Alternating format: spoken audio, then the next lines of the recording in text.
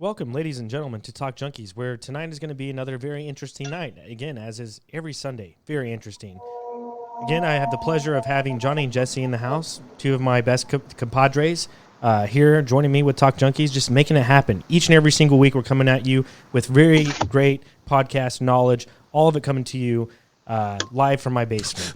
That's old school, live from my basement. But anyways, there's just one thing I want to say before I get the podcast started. And after last week's podcast, we had kind of discussed within the past two podcasts how human beings, Jesse likes to say human beings aren't special. And I know in the way that you're saying it is not how I'm going to describe it. But just today when I was driving back from grocery shopping and just looking at people driving by and this dog sticking his head out of the window, sticking his head out of the window, and I'm just seeing other people interact and just everything that's going on. I'm like, damn, like human beings are special. Like what we're experiencing right now in life is very special. We're all a part of it. We all get one shot at it. Whether or not reincarnation is true or simulation theory is true, we are all here in the moment right now, and we're all here together. And this is all a very special place that we're in. And we're all very special in our own ways. Do human beings do some really bad shit? Yes, they do, 100%. Do we do some really good shit? Yeah, we do, 100%.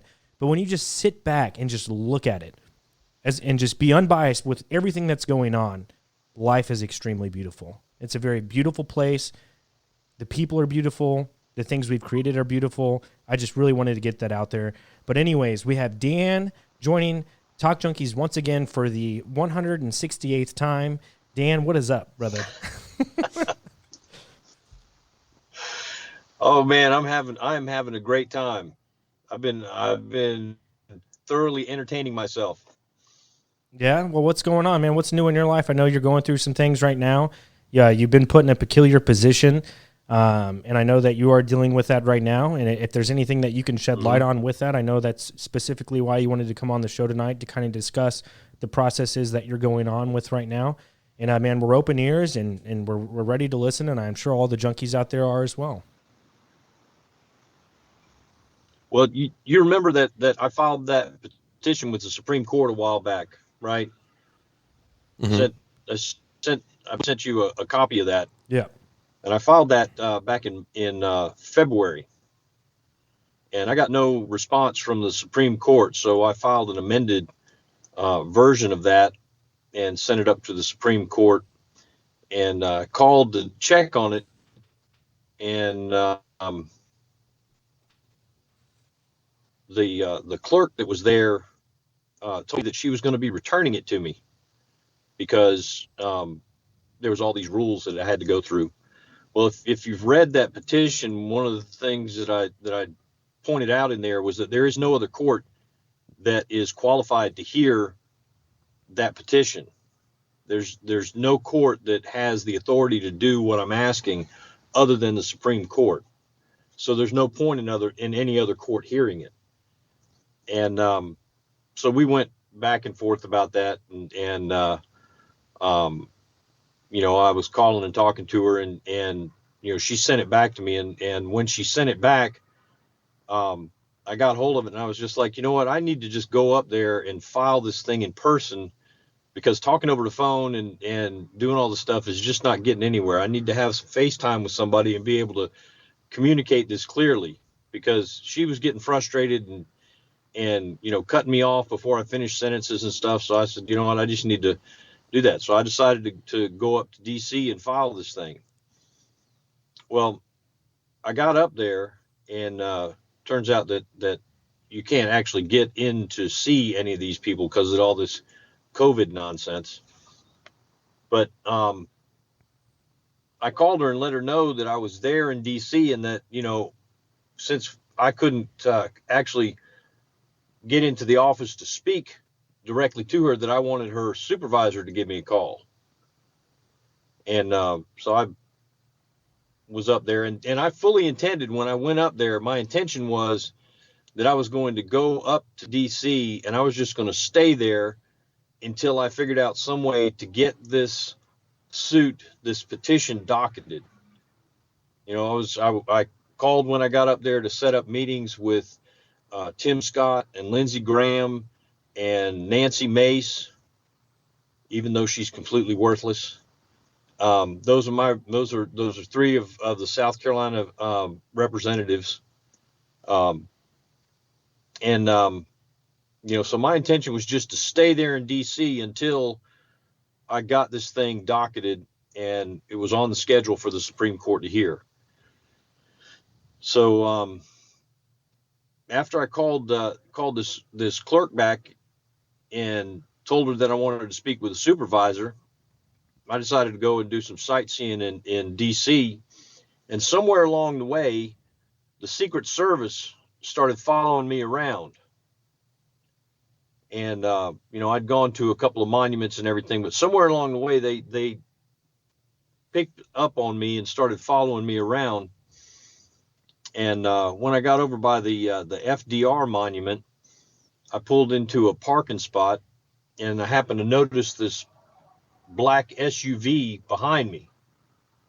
And at first, I didn't think anything about it because I figured it was just somebody who was impatient, and they just were wanting me to move so they could pull in that parking space. They thought they saw it first or something like that. So I was just like, whatever. But it was a real pretty day up there. So I decided I was going to sit there in the car for a little bit and eat an apple. Right. So I got out, laid out a paper towel on my trunk and cut up an apple, and then sat in my car for about 30 minutes and just ate this apple. Had the door open, sitting there with my feet sitting out, windows down, just relaxing in the car on a beautiful day. And about 20 minutes into that black SUV was still sitting there. So I thought to myself, I'd say, that's a cop. That there's no reason that guy would be sitting there for that long other than that.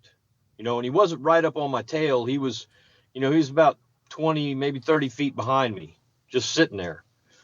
And so, I was like, well, he's going to do whatever he's going to do. I don't have any concern with that. And so I finished eating my apple, got out of my car, shut my door. And as I did that, he got out of his car and came over directly at me and started asking me all these questions as he's coming over. And I didn't say anything. I don't know if I've mentioned this to you guys before, but if you're ever approached by the police, there's nothing that you can say that's going to improve your situation. As soon as they approach you, you're being accused of a crime, and anything that you provide them is only going to help them cement their case. So, and that includes giving them any kind of documentation, including your driver's license. Don't give them anything, because they have already made an accusation that you're committing a crime, and so any information that you provide them will be used against you. So anyway, he came over and he starts asking me all these questions. So, I just didn't say anything. I reached in my pocket, pulled out my car keys, locked my car, put my keys back in my pocket. And about this time, about 6 or 8 other police officers just descend on me from all different directions.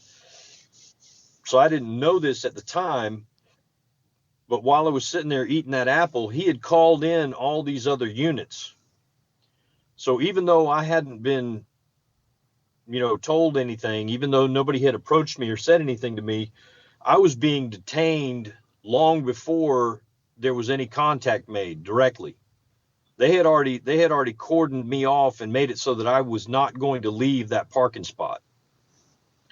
As I looked around after all this started happening, there were cars. They had actually blocked off the street that we were on so that there wasn't any traffic going by. And they had cars, police cars further down the block that were prepared to block me from leaving. So I was being detained, for a good part of that 30 minutes that I was sitting there. And now I don't know how much you guys, and this might be something you might want to talk to Crow about, or one of his, or either Crow or that attorney guy that he has on there. There's this thing called a Terry stop. I don't know if y'all have ever heard of this, but there was a Supreme Court decision, or there was a court decision that was upheld by the Supreme Court called Terry versus Ohio, and they established something called a Terry stop. And under a Terry stop, the police can't stop you and hold you indefinitely on the side of the road or anywhere else and just keep asking you questions and poking at you until they can figure out some way to arrest you, or to put you in jail. Because they had done this to this guy. They had pulled this guy over on the side of the road, and they kept him there for an ungodly amount of time, just asking him questions, going through his stuff, trying to figure out some way to throw him in jail.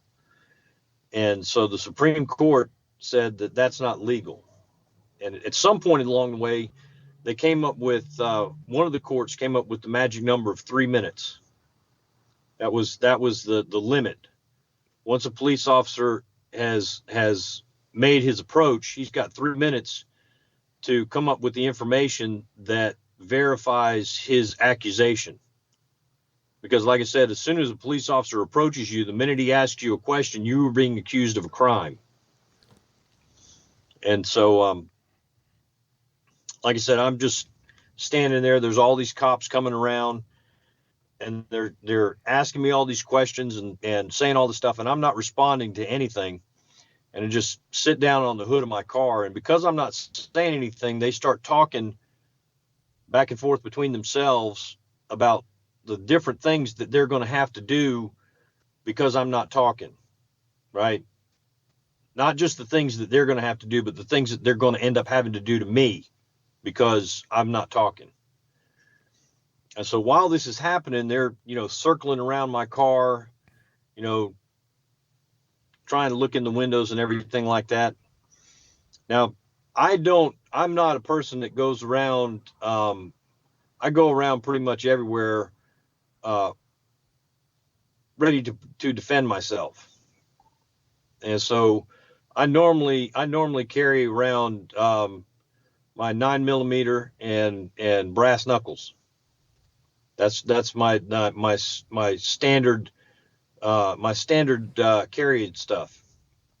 Now, knowing that I was going to DC and what a commie place that is, I said, you know what, I'm gonna just take a step back here. I'm not gonna carry while I'm up here because, DC is just crazy. So before I got there, I took my 9mm and I put it in the pouch behind the passenger seat. Those little map pouches. Mm-hmm. Yep, on the back of the seat. So I put that in, and I carried the 2 clips that came with that, the 2 magazines that came with that pistol. I carry those with me too. So I put those in there as well. So they're not on me. And when I got to the Supreme Court, I had gotten out of the car and forgotten, left my brass knuckles in my pocket. So I went back to the car and I put them opened the passenger door and put them in the door handle of the passenger door, and then just shut the door and just forgot all about it. Well, while I'm there, these guys are circling around and asking me all these questions. One of the cops starts looking in my car, like leaning over and putting his hand up and peering inside the car. Now, I don't know if y'all know something called the plain view doctrine. Y'all ever heard of that? No. Whatever the cops can see in plain view. Right, exactly. If a cop walks up and can see something in plain view in your car, then the courts have said, and this is illegal, but the courts have said that gives him the authority to take some kind of action. Well, one of the things about the plain view doctrine is he has to be standing at a reasonable distance. He's just he can't be leaning over to peer inside the car. And he especially can't be putting his hands over his eyes to get a better view inside his car, because that's a search. Even if he's not physically inside the car, he is searching the inside of the car. But there's police, no plain view there. I'm sorry. I hate to stop you here, but so many police officers do that. I mean, that's how they conduct, like. But if people knew their rights, they would know that plain view is like you're not. And you can. And I have never heard of this before in my life. They can't just peer into the car. They can't just, like, if a window's rolled down, they can't just stick their head into the car like they're breaking the plain Plane of view. Right. They can't do that. Well, because you roll down your window, so Right. at that point now they can They see. have to behave as if that window is still there. Right? They got to behave as if that window is still there. And plain view means it is I walk up and I'm not doing anything special. I just look over. Right? If I'm standing up and I'm coming and walking up to your car and I'm brushing my side against your car, okay, now that's not plain view because I'm making an effort to get a better view inside your car. Right? You know, any of that stuff, if you know, stand on his tiptoes or any of those kind of things, now all of a sudden it's not plain view. He's making an effort to look in the car. Does that make sense? Yeah, you're searching at that point. Right. I understand that. Do you mind if I scroll back a little bit more, just so people understand? Sure. Why were they even looking at your car in the first place? Because they were, they were trying to find a way to arrest him. I know, but why? Okay, so but Why did 8 cars come up to Dan? No, scroll out even farther no. back. Why were they following him in the first place and trying to? What was, first of all, what was the initial reason of you being pulled over in the first? Not even pulled over, but like, what were you initially like? What did they get you on? Oh man, this is what is illegal. What was the probable cause? Yeah. Okay. The cop says that he saw me and he noticed that I did not have a tag on the front of my car. A plate or a tag? Okay, well, South That's Carolina, same. you don't have Which to have is tags on weird the in front of Missouri. your car. In Missouri, it's weird. Like we have plates, we have like the actual physical license plate, and then we'll have the tags. So where if your tag's out of date, they'll pull you over and then give you a warning, and then they'll hit you with a $30-$40 like late fee basically for not going to the DMV, for not paying personal property tax. I think when people say tags, though, they mean plates. Yeah, everyone Like, has plates. every Every state I has think plates. I think something outside of plates. So your plates Okay. were off. I get what you're saying. Yes, so I did not have a license plate on the front of the car. And we don't have to have a license plate on the front of the car Kansas. in South Carolina. Kansas, you don't have to. In Missouri, you do. But you come into Kansas, like in Missouri, like Missouri police officers do not pull over Kansas drivers for not having a front license plate because they don't have to. That's the state regulation on the other end, and you can still travel interstate. That's most likely the case for Dan as well. And the thing is, this Secret Service agent was behind Dan and noticed that he was from South Carolina. But that's my curiosity because that's so frustrating. If that's the case, I want to keep hearing from Dan from the Sorry. probable cause, the reason. No. So My here's bad. so here's the second part of it is that I have temporary tags on my car. Okay, and those tags expire on May 5th of 2021. It hasn't even happened yet. Right. So that was the initial thing was that I had no tag on had no license plate on the front of my car. The second thing was that I had this temporary license plate on the back of my car. First of all, and I haven't traveled a whole lot, but who gives temporary tags for the front and the back? no one. No dealership, Nobody. no DMV ever gives you a front and a back temporary tag. It's only in the back. In Missouri, I am legally obligated to have a front license plate. That's what my state says. But if a temporary tag, they don't give me a front one. It's only a back one. So you only had a back temporary tag driving through, like federal serial number, all this, and then that was their reasoning for pulling you over, or the Right. initial stop. Right. Well, that's still not probable cause. It's not a reason. No, it's not a good reason. It's not a good reason. It's not it doesn't matter, good or not. It's not a reason at all. That's not probable cause. That's why I'm curious. I still wanted to hear from Dan more. No, my bad. I hope I'm not interrupting like too much. I'm just trying to get some pieces in there, but. Oh, he cut out. So what, did you lose me? No, you're back. good. You're good. You had a little bit of internet disconnection. You're solid now. You're solid.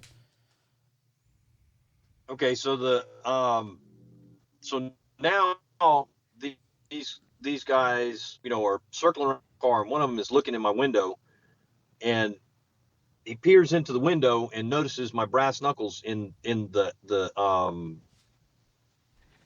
passenger door hand thing. Which is Now, not what it says on the police on my report. car.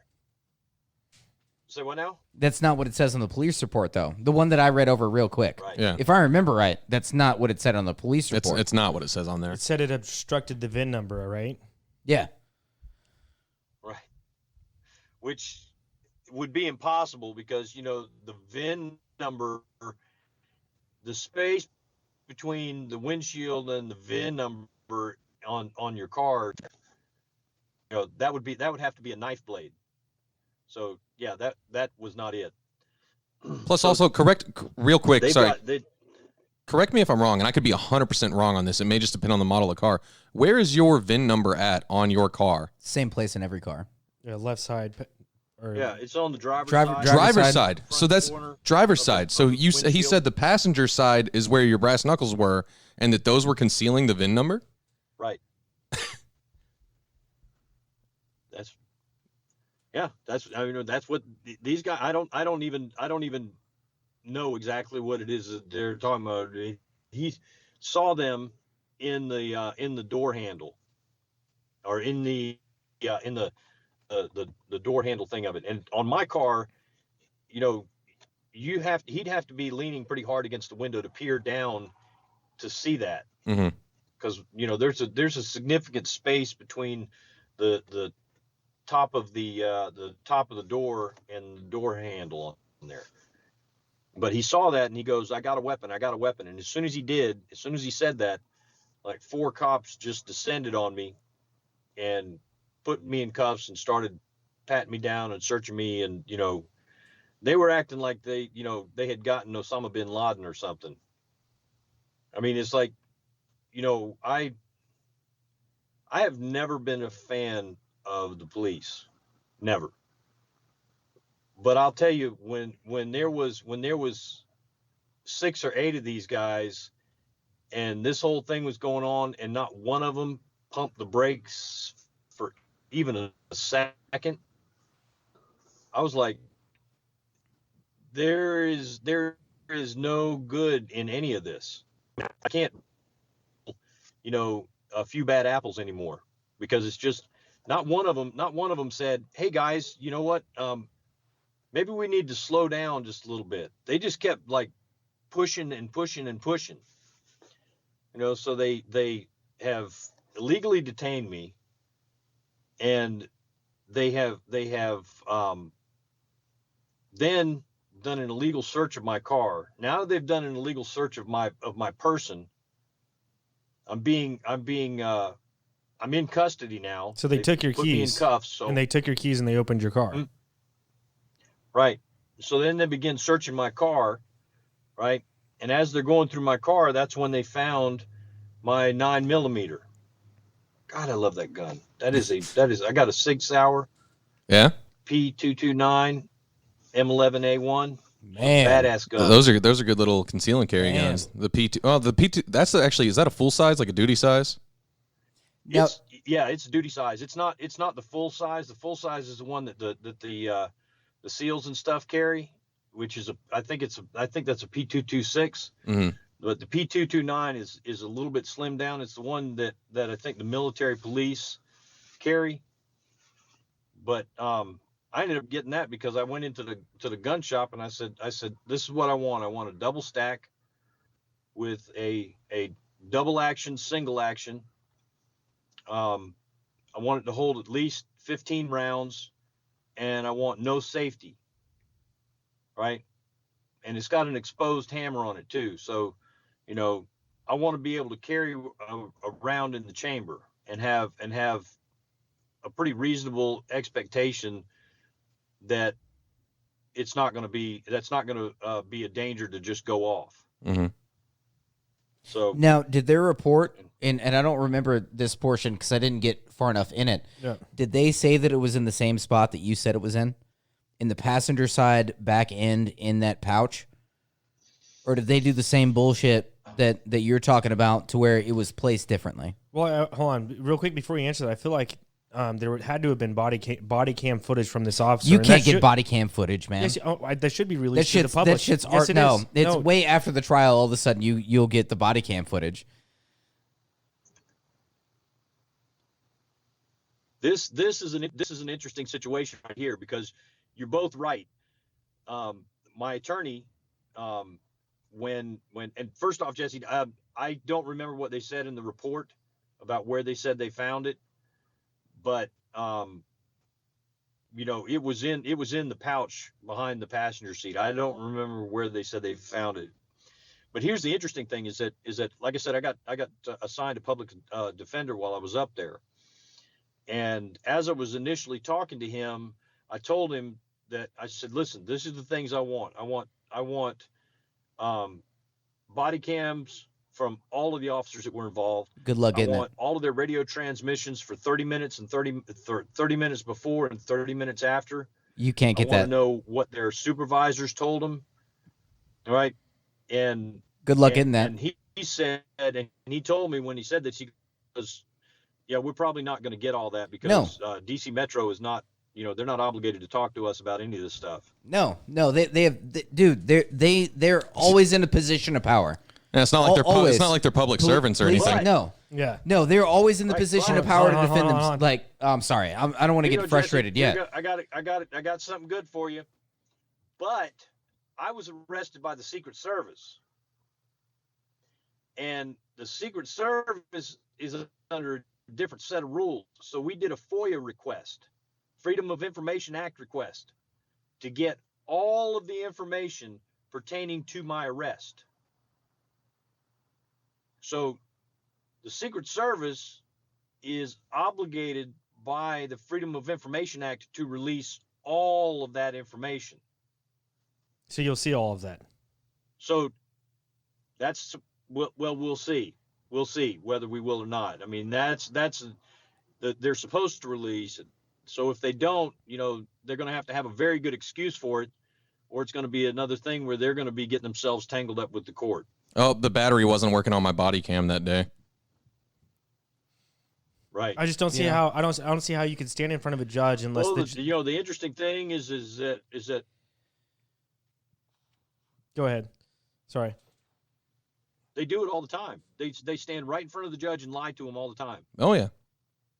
And that's one of the things that I really liked about the lawyer that's handling this right now is, he said, I've seen it. They'll lie on their reports. They'll lie in court. They'll lie right to your face about all this stuff. But he was real encouraged by the fact, since we were dealing with the Secret Service, that we saw that information. So hopefully we'll be getting that in the next week or two. Good. Man, one thing I'm going to say is lawyers he told me we'd have a watch party. Man, one thing I will say is lawyers always give you comfort, like immediate comfort. But in my experience with dealing with the legal system, is lawyers are not really out for you so much. Like they're out for some other thing. I hate to be that guy, and I know it's cliche, almost to this point, to where the blood sucking shark lawyer comes in, and it's always to their benefit. So just also be careful with that too, man. Well, in general, the whole justice system is not for you at all. Yeah. The justice system isn't designed to help you in any way. Now, I'm just curious, like, what are they trying to pin you on, though? What are they trying to get you doing? Like you're out there trying to speak your voice as an American right now. Like you had an issue. You're like, I'm trying to do things correctly. Now, man, things aren't getting done. Now I need to come in person because it's always better in person, trying to get things done. Now you're apparently, what sounds like to me, a nuisance to them. But what are they trying to pin you on? Well, they had me initially on 8 or 10 charges, but when they went to court, they dropped all but 3 felony charges. That was having an unregistered weapon in DC. And this is what was confusing to me. So hold on. You'll have to explain this real quick. We need to go over that one. Because I always thought if you had a federally, like you're registered, it is in your name. That firearm is in your name, right? Mm-hmm. Okay. How is it unregistered in DC? Does that make any fucking sense? Exactly. Excuse my language, but how does that make any fucking sense? I mean, I get that there's different gun laws It makes to where absolutely no sense. no, I get it. Like traveling through state to state, they have different gun laws as to where, like you can always have your gun, but they need it. They have different laws about carrying it and where you can not carry whether or it not and you conceal it have and all one. that. Right. Like whether or not you have to call someone in DC or mail someone in DC and say, hey, I'm about to come to your state. Is it okay if I have my firearm with me? Is that we got to do a background check. You have a registered federal, like it's registered on a federal level, if I remember right. Like you don't register guns on state levels. Nobody registers a gun on the state level. They don't run like if I were to try to get a gun right now, they don't check my background on a state level. It's federally. They go federal level on everything. So this makes I'm sorry, it makes no fucking sense to me. Anyway, continue. Right. So DC is a different area. Like it's its own country. Right. Yeah, DC is just a commie cesspool. I mean, it's insane.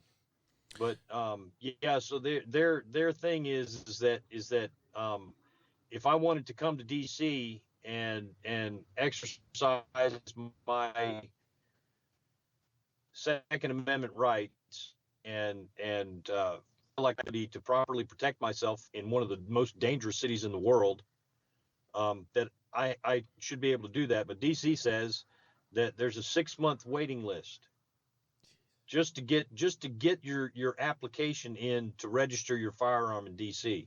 I feel like that in and of itself should be illegal because it's part of the United States and you have a constitutional right to have a firearm, regardless of because people are going to talk about the different rules between states. I'm not talking about carrying it. I'm not talking about carrying it concealed, blah, blah, blah, all that stuff. It's in your vehicle in a pouch. It's in your vehicle, in your property. It's not like it's on your person. It's not like you're walking around with it outside of your vehicle on your person.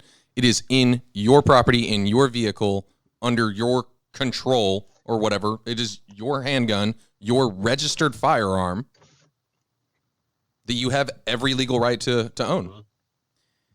Whenever you say unregistered, almost sounds bad, but it's only unregistered in DC, which makes no sense because it's part of the United States of America. So you would think. So go figure. The place of all.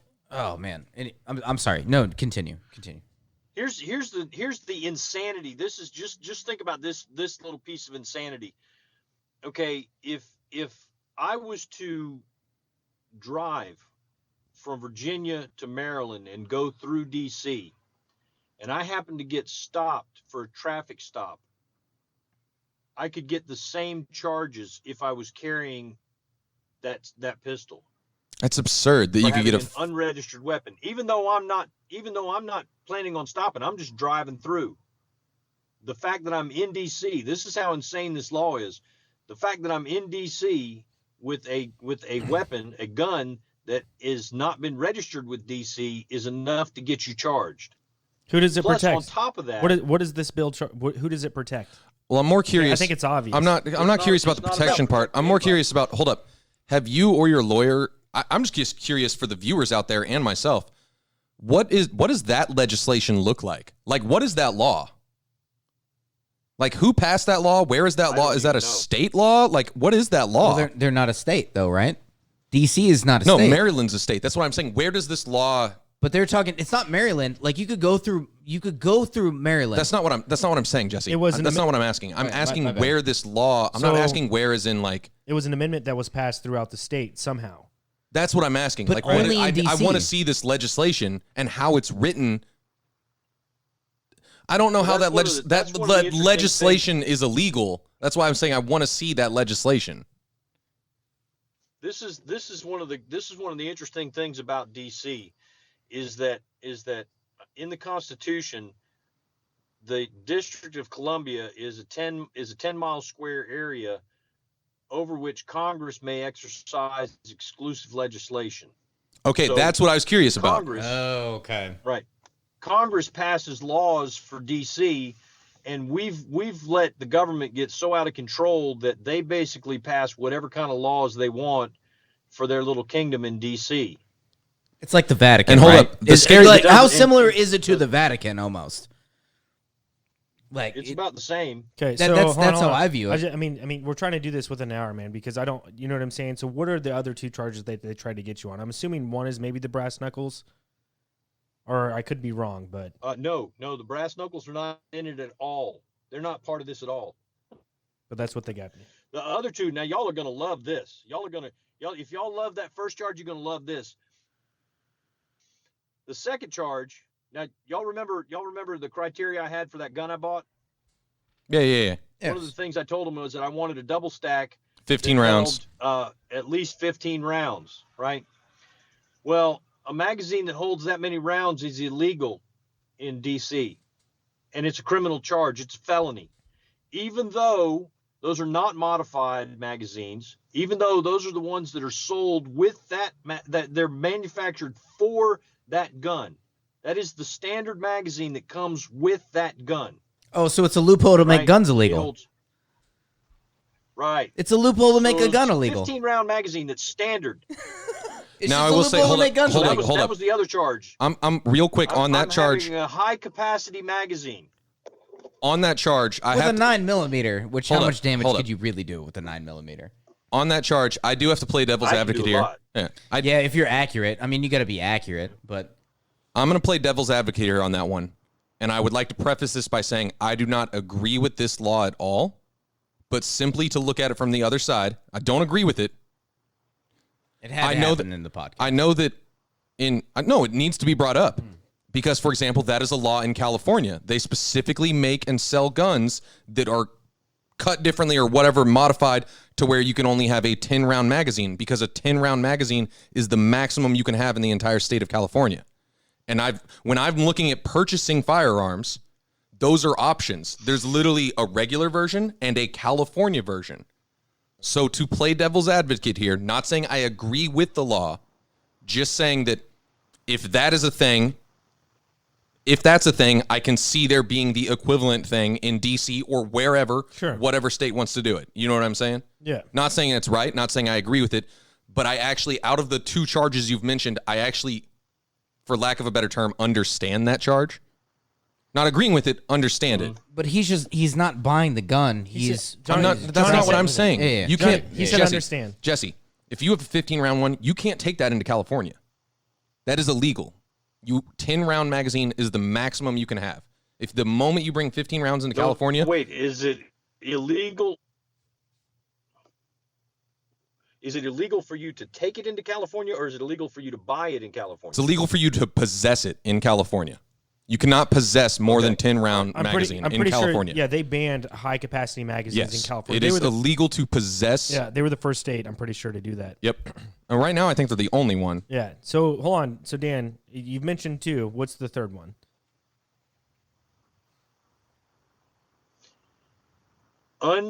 Unregistered ammunition.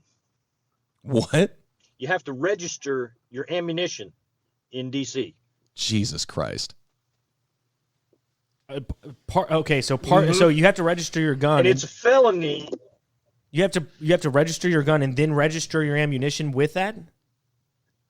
Yes. Jesus. So this is basically their way of saying, "Hey, guns are illegal in DC. You can't bring in. You without can't. actually taking away the Second Amendment.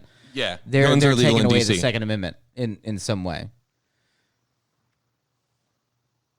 Yeah.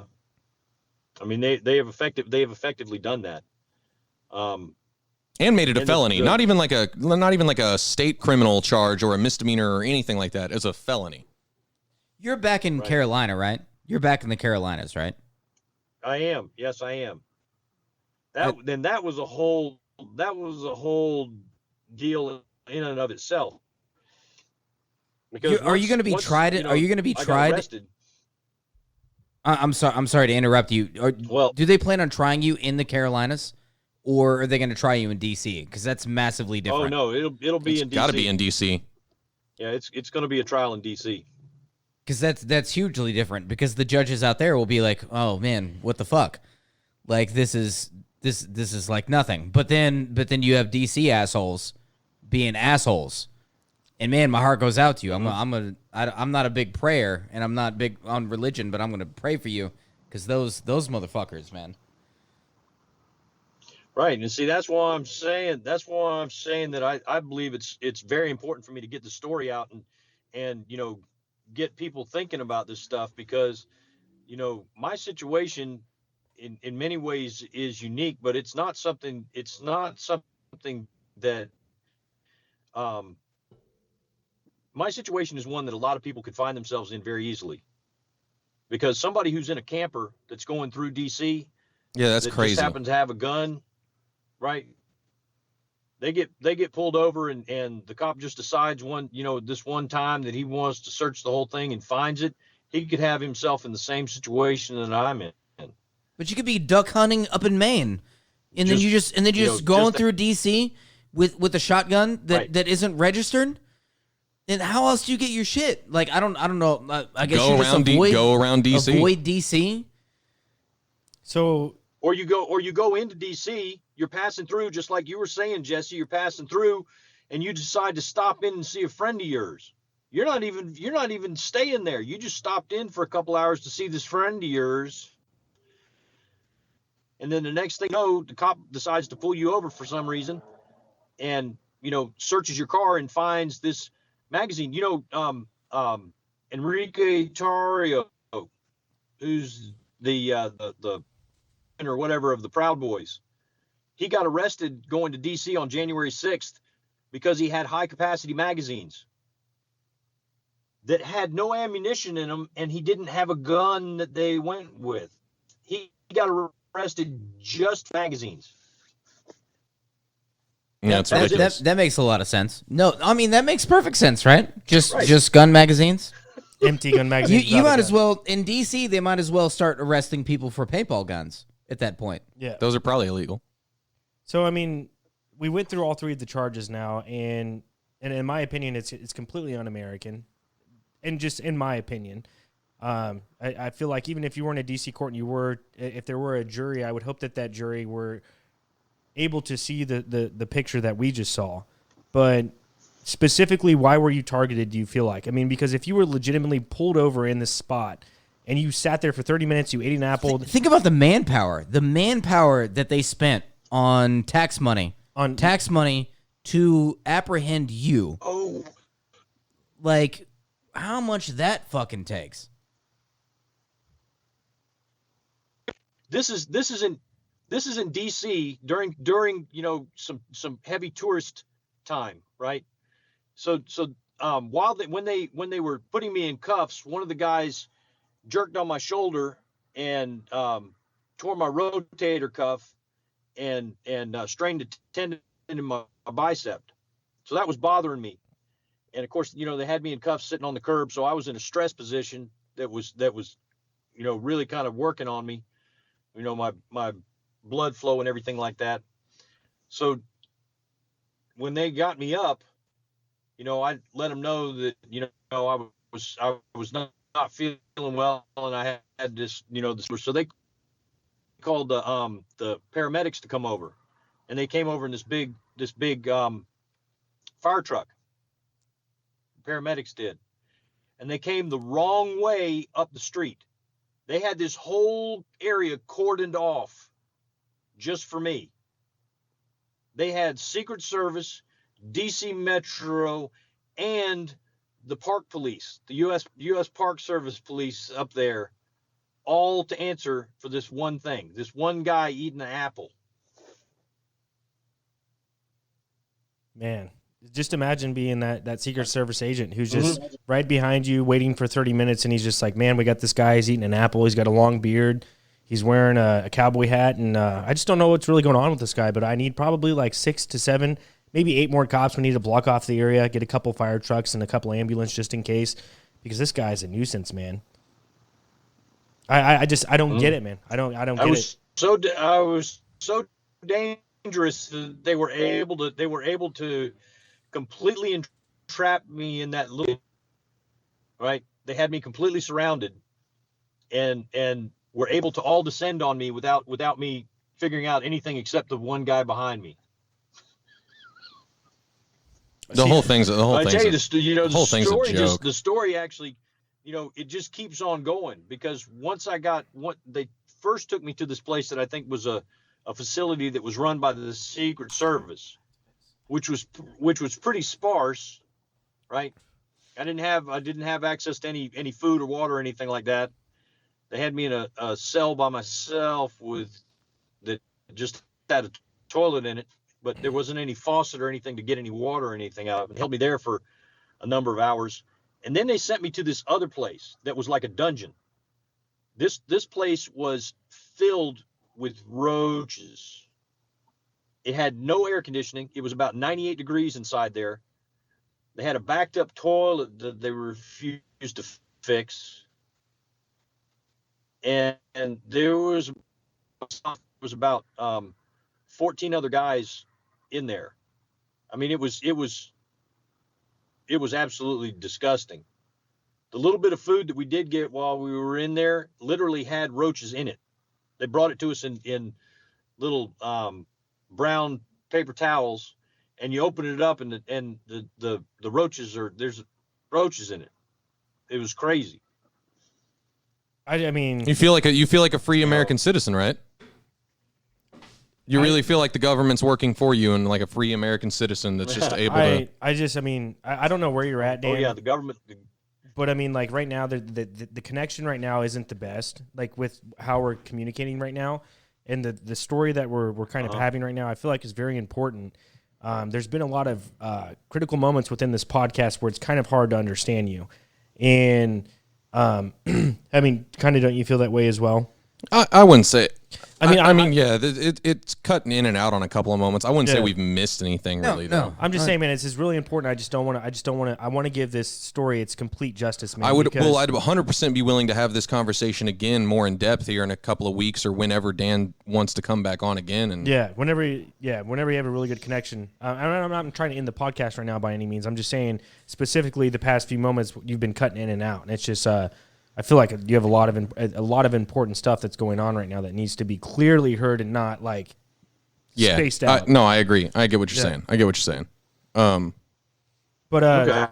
So you're in this second jail cell. They're feeding you roaches basically, which that's laughable, honestly, with the amount of tax-paying money that probably washes through DC.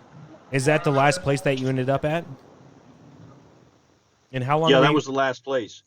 And to be real clear about this, I was not the only one being fed roaches. There was about 15, maybe 20 other guys in there, and we were all in the same conditions. I mean, it was just crazy. And they let me out of there, right?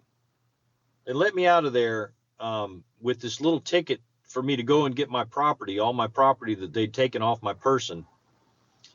They put me out. So my property is in some other location. They give me some general kind of direction about which way to go, and I've got no idea where I am. I've got no phone. I've got no money, and I have no idea where I am in D.C. And so I had to go on foot. I had to go to 3 different locations in D.C. In addition to being on foot, of course, they took the laces from my boots. So I've got no laces in my boots while I'm trying to do all this walking. And I covered probably 15 miles trying to get my property back. And then when I did get my property back and got in touch with the people about getting my car back, which was a whole different story, I called the guy, and the Secret Service assured me that the tow place would be open until 6 o'clock. So I get on the phone. I finally get all my stuff at 5:15 in the afternoon, and I called the tow company. He's like, "Yeah, we're closed. We're open from 8 to 5. I was like, "What in the fuck?" Which, of course, was a big deal because one of the stipulations that the judge put on my release was that I was forbidden to be in D.C. I had to leave D.C. and I was forbidden to return unless I was there specifically to consult with my attorney. That's the only reason that I can now be in our nation's capital, is if I'm consulting with my attorney about this case. So if I go up there to meet with my representatives from South Carolina, No, you've had a civil death. You've lost your rights now. Yep. right? Man, like, yeah, I mean, I've been club. convicted of a crime without a jury. he's in a Yeah. way different club than you are, Jesse. Way different club. No, that's true. That's absolutely true. I mean, if any of you are, I mean, whoever's listened throughout the podcast, what you're basically seeing right now, I mean, and you've heard it, and you know what not to do if you're ever traveling to D.C., but what type of country or world do we live in when this is being stripped of your rights. This is one nation. This is one nation. This isn't separate nations. This isn't three nations. This isn't four nations. This is one nation. And specifically, whenever you're talking about defending yourself and your persons or wherever you're traveling throughout the United States, you should be able to do that freely at any point in time, no matter where you are. Now, granted, Johnny, you did play devil's advocate and you made specifics about certain states that passed different legislation on saying that, hey, you can only have it. Like I said, I don't agree with that legislation. Sure. I'm just pointing out it exists. And it exists. You know what? And shame on those states for passing that type of shit. It wouldn't hold. You would think it wouldn't hold in a Supreme Court. If you were ever to go into California with more than 10-round clip and they tried to give you a felony, or in Dan's case, what he just described, if that went to the Supreme Court, you would hope and pray that it wouldn't hold. But that's the type of country we live in right now. These are the types of things you have to be aware. These are the types of things you have to be aware of. That you can't travel freely and defend yourself anymore. I mean, but you what can't. it You really, can't. And no, there's no really, man. That's fucking ridiculous. Where do we live? What is this? What is this turning into? This is one place, two places now: California, Washington, D.C., or in D.C. What's next? 3 more states? Then what about after that? 4 more states? Then 10? Then 15? Then 20 more states? Then you can't even travel because you don't know what state's doing what. What the fuck, man? I feel bad because it's going to be a monetary issue for you in the end, because that's what it comes down to. Dan doesn't care about the monetary issue, man. The real problem's the he doesn't civil give a death shit part. about that. Yeah, he cares about his rights. Do you think he gives a shit about money? Well, I mean, This dude, he cares money has the place in its world, and they're going to be able to, like, the losing your rights is more important. The odds, me looking over everything, I'm like, man, this is a joke felony case right now. For you being a convicted anything, I'm like, this is a joke. They're gonna tone this down if you have enough money. Excuse me. Like, they're gonna tone this down if you have enough money to be able to pay for it. And then things will work out on your end, like if you're able to pay for it, or you cause them enough stress on the back end to where they drop things, which could be, like either one. It's a coin toss for them. But Well, I already told my attorney that I'm not taking any kind of plea deal. That just ain't happening. Good. So, if they're hoping to convince me about, some kind of fine or something like that, it's not happening. This is, and I'm going to demand a jury trial. Which of course, I mean, this is the other crazy thing about it is that in our COVID world, there are no jury trials happening now. Right. So that means that my initial fact hearing about the details of this case will not happen until probably January of next year. Jesus. They'll drag it out longer than that. They will, trust me, they will try to drag it out longer than that. They make more money the longer it gets dragged out. Attorneys, everything. They make more money dragging it out. That's from my experience with it. They do not want to settle Well, it my attorney soon. is saying that there's a possibility that they may drop these charges because they really don't have anything. I mean, there's so many different angles about this that the case law just works against them. Like, basically the charges that they've got me up on, all of that stuff they found during an illegal search, and anything found during an illegal search is not something that you can legally use against somebody. Yeah.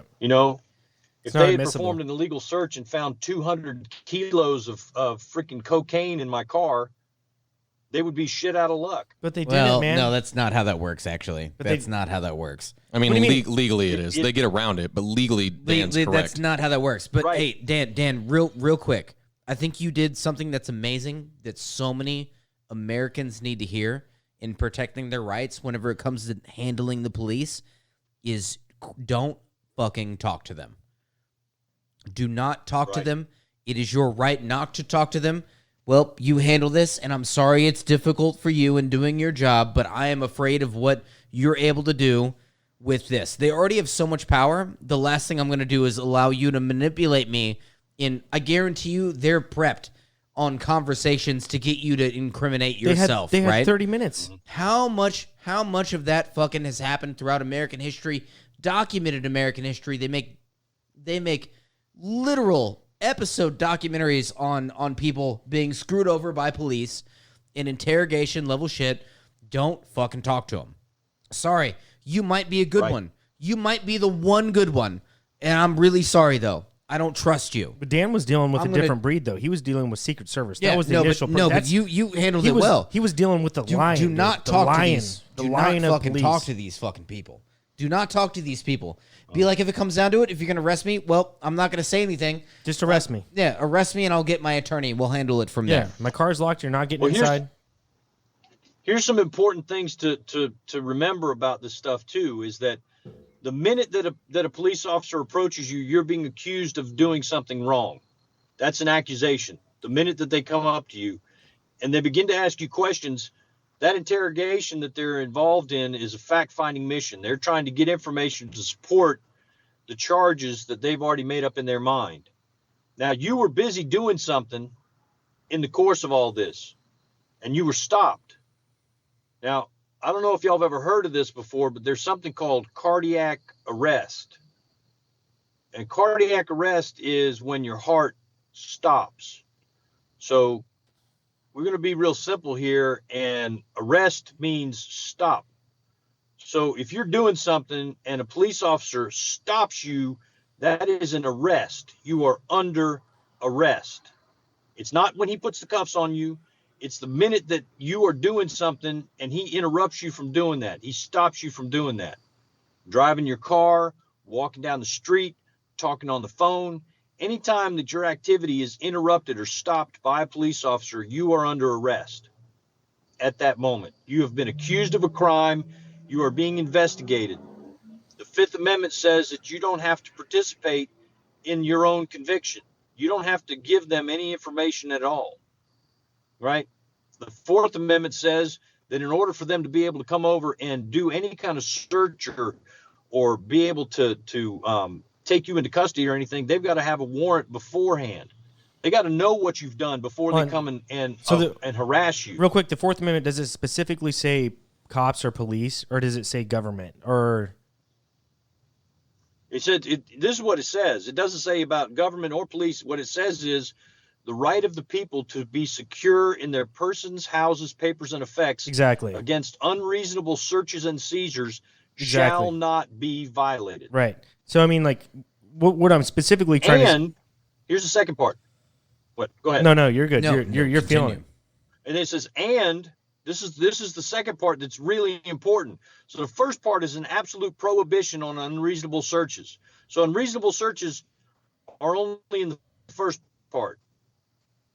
And that does be secure is protected against that.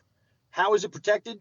We go, comma, and no warrants shall issue but upon probable cause. Specifically stating the persons, places, or items to be, I can't remember the exact way that whole thing is worded at the very end, but you've got to have someone swear an oath to get that they saw something happen, that there was an action taken. That is the probable cause. The probable cause is this thing that would lead you to believe that something has happened that needs to be investigated. And the warrant has to be issued in order for that investigation to happen, in order for the search to be taken, in order for some item to be removed from a person, or in order for a person to be taken into custody. The warrant has to happen before that. Which in your case, in 99% of cases, when people are involved in the type of situation that you're in, that's not the case at all. Right. And again, we went away. Jesse, I know what's going on. Do you feel like you were profiled, like above and beyond? Do you feel like you were just profiled? You were in DC causing trouble because you were trying to get a wronged righted. And it can only be done through the Supreme Court. And then all this, and the next thing you know, through whatever technology that they have, which I don't want to sound like a loon here or conspiracy theorist, but they probably had your name, probably had you tagged before that, just looking to like target you basically. Did you feel that like they were profiling you? You know what? I was wondering why it was that all this was happening. And I'll tell you another interesting thing in just a second that happened while all this was going on. You know, I was racking my brain trying to figure out, you know, what it was. Was it my beard? Was it, you know, was it that the supervisor decided to call the Secret Service instead of calling me? You know, the supervisor from the Supreme Court. So I'm wondering about all this stuff. And you remember I told you I called the tow truck company. Well, in the course of calling the tow truck company, I looked down and you know, I haven't had my phone for a little over 24 hours. It's almost it's not quite 36 hours. Well, no, just a little over 24 hours. And I looked down and there's a voicemail from my daughter. Now, for some reason, my daughter had chosen not to speak to me for many months now, but she calls me up and she is hysterical. She is in tears because the Secret Service has called her to ask her a bunch of questions about why I'm at the Capitol with a weapon. That sounds really bad. On paper, that sounds really bad. I was not at the Capitol. Right. It's just on paper. I'm not at the Capitol. Just on paper. On paper. Right. They'll make it sound bad. Mm-hmm. And B, I didn't have a weapon with my car. Right. So they completely, you know, paint this situation wrong. But here was the interesting thing in the conversation. The agent told her that he wasn't going to be calling anybody. And the only reason he called her was because she was the first name on the list. On what list? They have a list of all your contacts, all your like everybody you're associated with. We know that shit from Snowden. Yeah. Right. Why do they have a list on me? And what, and you know, who's on it? They have a list on everybody. And, everybody. You know, how did they get on it? But that was the thing that I wanted to know about all that. And that's one of the things that we're looking at figuring out. Be careful with that, man. Be careful with that. You'll be all right. You'll be all right. Don't delve too deep into that. You delve as deep as everybody. you want, That's some. I'm going all the way in. That's why you have. I tell you what, these boys. That's why you have the big cases that set precedents in the United States. You have people that have the courage to do that. People who have disobedience and are willing to take on the beast or whatever you want to call it. You have to have people that want to do that type of stuff, man. I think it's.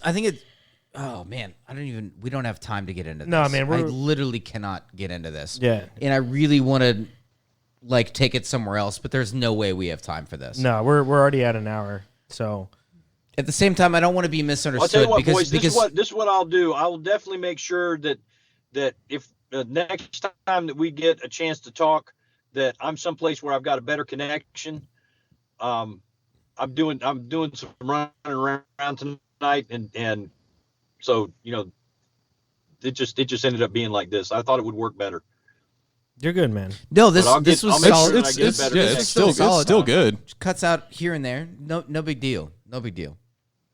Yeah. I mean, but I'm sorry for what you had to go through, man. That seems terrible. Again, the police report, when I read it, and after having the initial conversation with you when you and I had talked to each other on the phone, getting the full picture, man, I'm very sorry for what you had to deal with and go through. And so many others have to go through that as well. But specifically you in D.C. or whatever you want to call it, dude, that sucks, man. And it's altered the journey that you're on. Maybe it's for the better of all of us. You never know. Maybe I kind of want to add on to what you're saying. Yeah, real quick. go ahead. That's okay. And I was thinking about this a while back in the conversation and just never brought it up. For any people out there, and all this devil's advocate stuff, but I feel like it needs to be played. For any people out there who are watching or listening to this and let's say you completely disagree with everything we're saying. You think that Dan deserves it for whatever reason, blah, blah, blah, and you completely disagree with everything we're saying.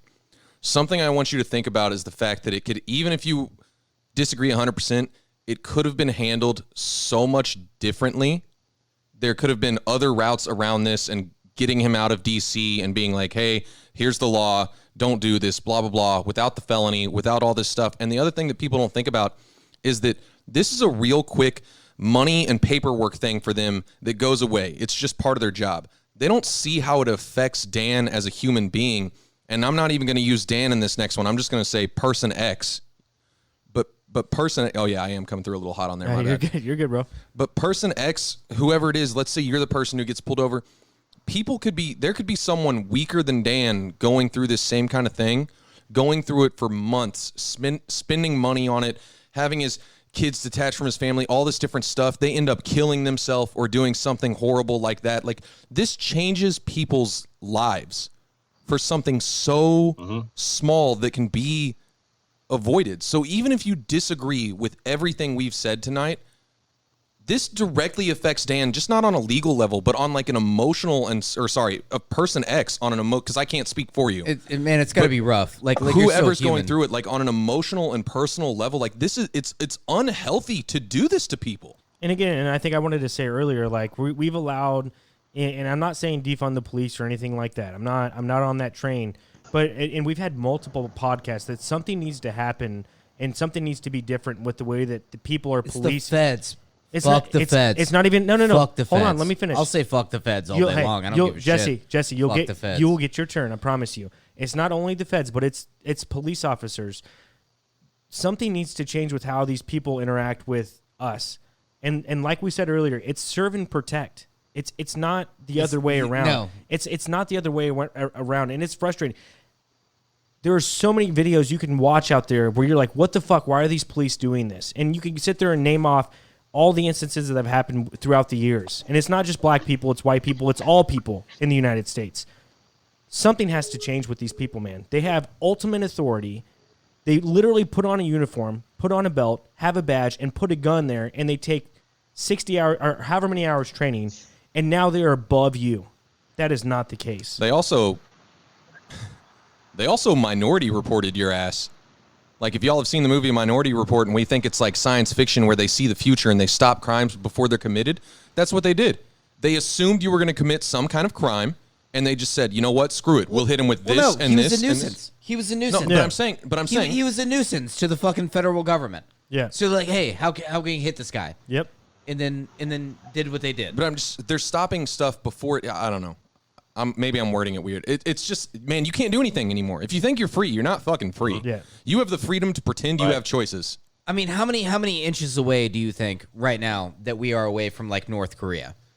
Like I mean, It's realistically, China, I mean, that's bro. a hard- China. that's a hard- China first.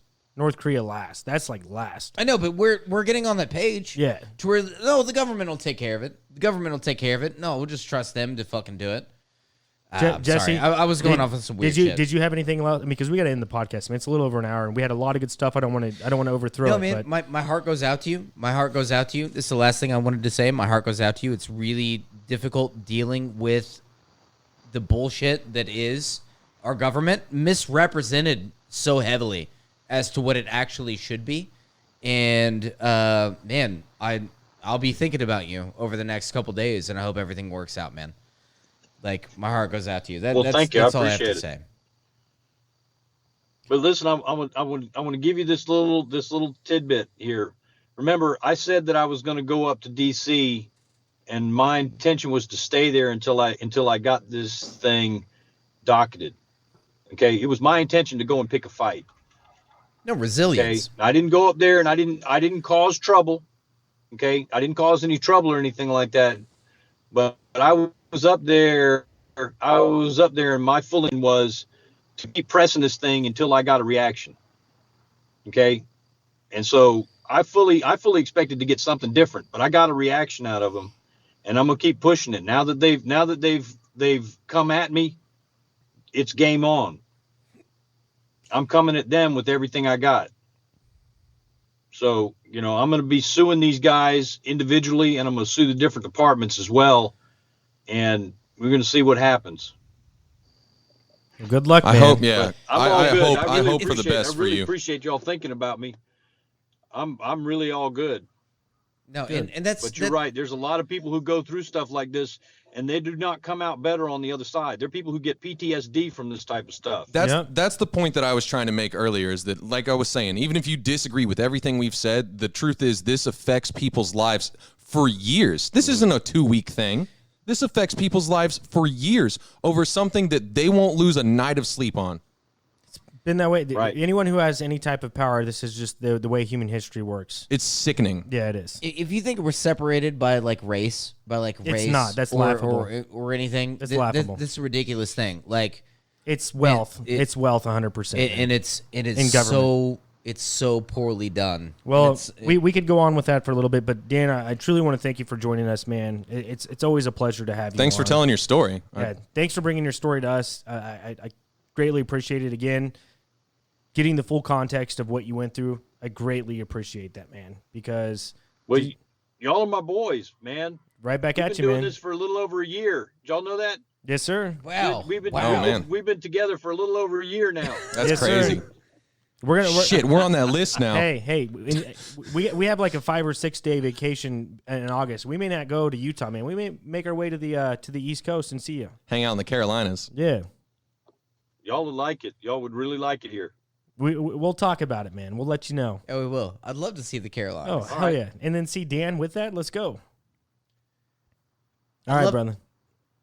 Well, you have All a good right, well, night. listen, y'all have a good night, because if you keep me here on any longer, I'm going to get on another story, because I got lots of stuff going on. So we'll have to have some more conversations. We'll have to But have y'all it in let the me know future. when you're freed up, and I'll make sure I got a real good internet connection next time. Yeah, Sounds good, brother. Absolutely, man. Be safe. All right. Well, I love you, boys. Y'all have a good night. Have a you good too, night, man. Dan. Take it easy, Dan. Love you too, brother. We'll see you.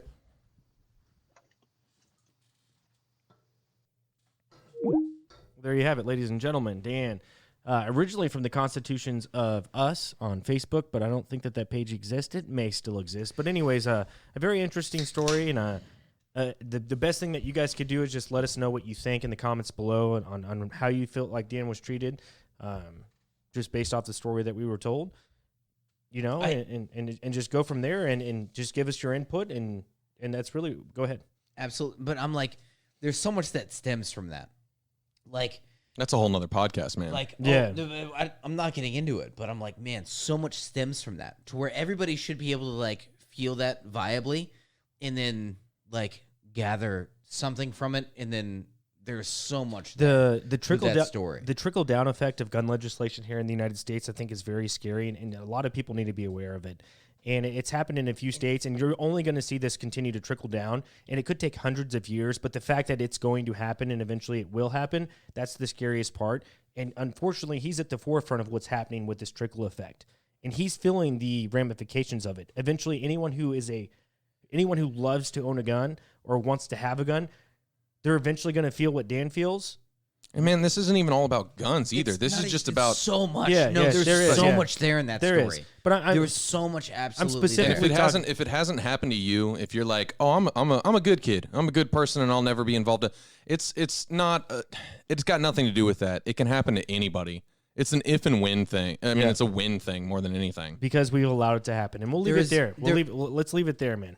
Go ahead. One more thing. Sorry. Well, no, I need to. If you're gonna leave it there, I'm gonna leave it there. Yeah, because I was about to say other things, but I need to. You're right. Yeah, we gotta save it for the future. Man, there's We'll leave so it much there. to be talked about. We could talk about it for hours. Yeah, but well, we're gonna leave it there. The best thing that you guys could do for this video, me personally, I would like for you just to comment. That's the best thing for me. But the best thing for Talk Junkies and for us to grow is for you guys to actually like the video here on YouTube. If you're on iTunes or Spotify, just sharing it in your contacts, whatever you want to do. Share it with a friend. Let them know Dan's story. Exactly. Let them know Dan's story, because it's a very important story that needs to be heard. And even if you think, oh man, Dan was completely in the wrong. Still talk about it. At least talk about it. It's a story that needs to be Let's heard. start talking about things, Which is what we do here on Talk Junkies. So please Absolutely. spread this message. Hey, next week we have a gentleman coming on to talk. Pao Chang is coming on to talk about esoteric types of views with language and hidden words within the language that we speak. Then after that we have Benjamin Lore coming on to talk about grocery stores, and then the following week, I forget her name. Damn it, I think I might have it pulled up here. 1 second. We have a third guest coming on. and her name is Rebecca Hardcastle Wright, and she's actually a psychic. She's really deep into like UFOs and space travel and stuff like that. So I'm gonna smoke some weed for that one. hey, That'll be the one where I like take a whole gram fucking Dude, joint to do the it. face, just so I can be on board with her and be like, Right. yeah, no, I'm psychic too right now. But anyways, what I'm trying to Damn. say is we had the next 3 weeks are jam packed for all our junkies, man. So all our junkies out there, Stay fly and ring the bell.